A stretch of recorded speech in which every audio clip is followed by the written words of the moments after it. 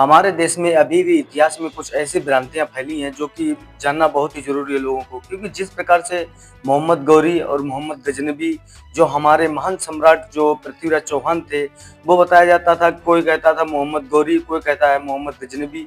आज हम इसका पूरा विश्लेषण करेंगे कि पृथ्वीराज चौहान के साथ में किसने आक्रमण किया था और इन आक्रमण के पीछे की क्या सच्चाई थी, किस प्रकार से आक्रमण किया था, किस प्रकार से मोहम्मद गौरी और या फिर मोहम्मद गजनबी ने किस प्रकार से सम्राट पृथ्वीराज चौहान को हराया है उसमें युद्ध में।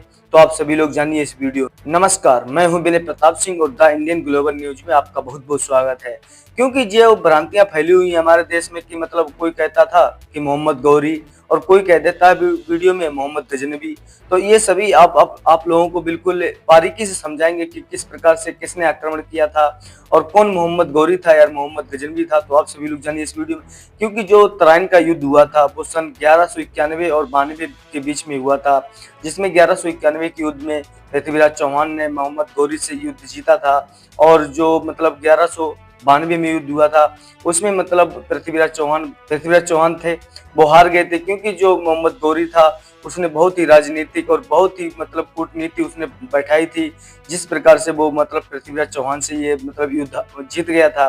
तो इसी समय से मुगल कालीन और जो तुर्की शासन था वो हमारे देश में स्थापित हुआ था।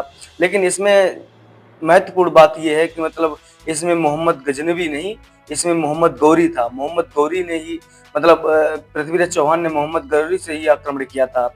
इसमें सबसे महत्वपूर्ण बात यह है। और हाँ, ये आखिर में कैसे जीता था, किन किन भारतीय राजाओं ने और इसका साथ दिया था। साथ देने का क्या हमारे देश के राजा थे, राजा जयचंद, जो कि राजा जयचंद और पृथ्वीराज चौहान की आपस में नहीं बनती थी, इनकी आपस में दुश्मनी थी। और उनकी दुश्मनी की आपस में वजह है क्योंकि जो राजा जयचंद्र की पुत्री थी संयुक्ता पृथ्वीराज की दीवानी थी और पृथ्वीराज से प्यार करती थी। वो भी पृथ्वीराज को बहुत चाहते थे, पृथ्वीराज भी उन्हें बहुत चाहते थे। तो संयुक्ता उनकी प्यार करती थी। लेकिन जो जयचंद्र थे वो इस रिश्ते से नाखुश थे। तो वो जयचंद्र अपने जो पुत्री थे संयुक्ता, वो किसी दूसरे के साथ में शादी करना चाहता था। तो इसीलिए उन्होंने स्वयंवर लगाया और स्वयंवर में वो शादी करने जा रहे थे संयुक्ता की। तो ये बात पृथ्वीराज चौहान को पता चल गई। तो पृथ्वीराज चौहान अपने घोड़े पे सवार होकर उसी स्वयंवर में गए जहाँ पर संयुक्ता बैठी थी, जहाँ पर संयुक्ता की शादी होने वाली थी। तो उसी स्वयंवर के दौरान पृथ्वीराज चौहान संयुक्ता को उठाकर ले गए और इसी दिन से राजा जयचंद और भी पृथ्वीराज के दुश्मन हो गए। वो अपनी इस प्रतिशोध का बदला लेना चाहते थे किसी भी प्रकार से। इसीलिए इन्होंने इन जैसे राजाओं का, मोहम्मद गौरी राजा जैसे राजाओं का साथ दिया और पृथ्वीराज चौहान को इस युद्ध में हराया, क्योंकि उनकी सेना भी उन्होंने दे दी।